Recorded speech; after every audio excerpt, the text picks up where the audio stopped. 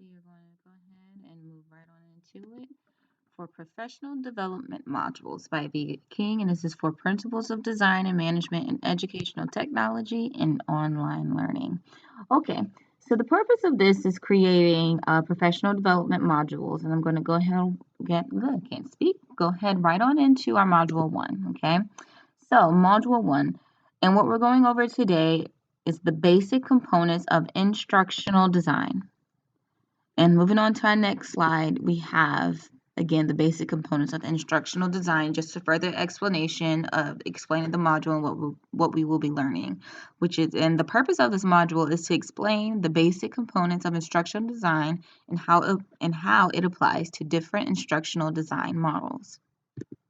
And here are our learning outcomes. By the end of this module, you should be able to identify the basic components of instructional design, the definition of instructional design, the application of instructional design models, and the different names of instructional designs. Now, as we know, there are plenty of different instructional design models, and as we go further into Module 1, we'll learn that, and further into Module 2, we'll even learn more about instructional design models. So terms to learn or terms to think about that I like to say is instructional design. Instructional design, ADDIE, analyze, evaluation, and instructional design models. These are just terms to really just keep in your head so you know a little bit what to expect with coming up with Module 1. So, what is instructional design? Instructional design is used to create learning experiences using systematic design. Instructional design takes a meaning of, takes a new meaning, instructional design takes a meaning of learning to a new level.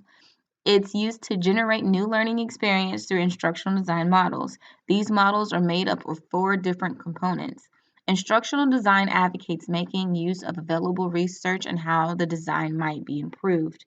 The goal of instructional design is to make learning more efficient, more effective, and less difficult. So moving right on into it.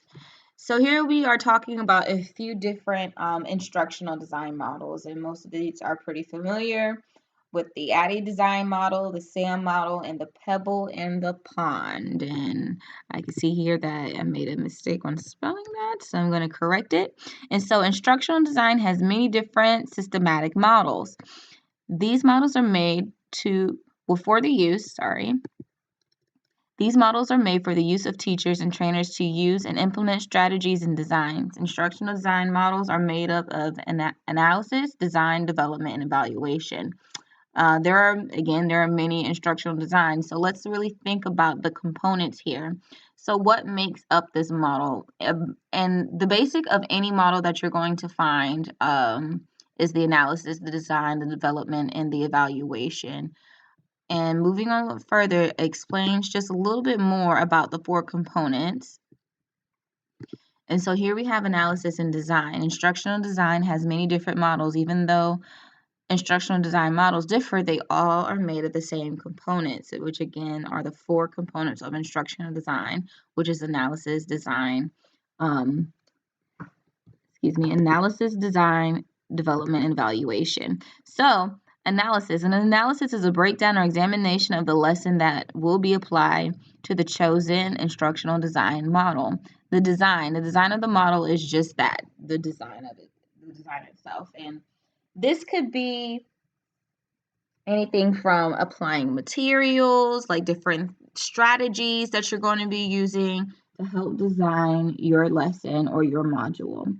And furthering into the development and evaluation, the development of a lesson includes the materials that will be used that can be any instructional material. Also, development of the lesson includes the methods of which it is delivered. And then moving on to the evaluation of the lesson is necessary to determine if the lesson was successful. And so that leads us to our last part of our module, which is our pop quiz module, which is just something to discuss for yourselves and to really just have an idea. So our pop quiz module 1, what is the purpose of instructional design and why are the components important? Now, my answer to why the components are important is basically that the 4 components of instructional design are pretty much found in every model that you will use. It's all just a baseline of different instructional design models, and it's very important. And you really can't really use any instructional design model without the analysis, the design, the development, and the evaluation. And that's especially true for ADDIE. So thank you so much. This concludes our module 1, and in our second video, we will be moving on to module 2, which is creating learning experiences. Thank you so much.